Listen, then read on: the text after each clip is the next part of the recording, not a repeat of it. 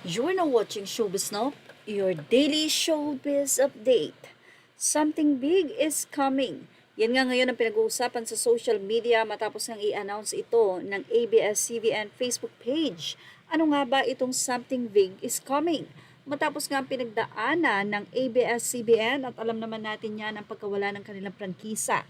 Kung hindi tayo nagkakamali, ito ay May 5, 2020. Kasagsagan ng pandemic kung saan isinarado din at kinlose ang mga network dahil bawal din ang mga tapings at mga shooting at any form na magkikita at magkakaroon ng paghahalubilo ay ipinagbawal nga noong panahon ng pandemya. Pero kaakibat niyan matapos nga na payagan na ay hindi na nga rin nakabalik pa ang ABS-CBN simula nun dahil tinanggalan na rin sila ng prangkisa.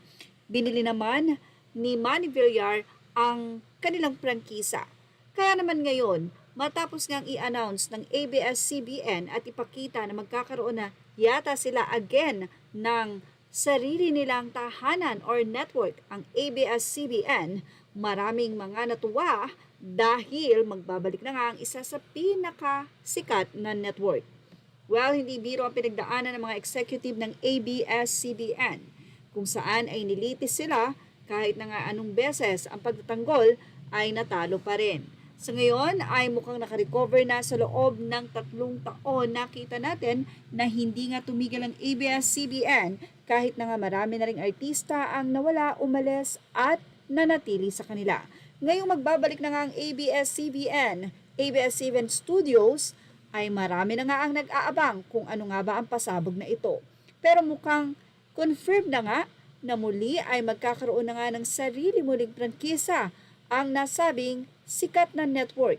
Kaya naman muli ay maipapalabas na nila sa sariling network ang kanilang mga serye. Ang maganda lang nito ay ang pagiging magkakaibigan ng bawat network, especially GMA7 and ABS-CBN, na ngayon ang ilan sa mga programa ng ABS-CBN ay mapapanood sa nasabing network katulad ng It's Showtime. Congratulations ABS-CBN! Sa kabila ng matinding pagsubok, muli ay nakabangon nga ang nasabing network.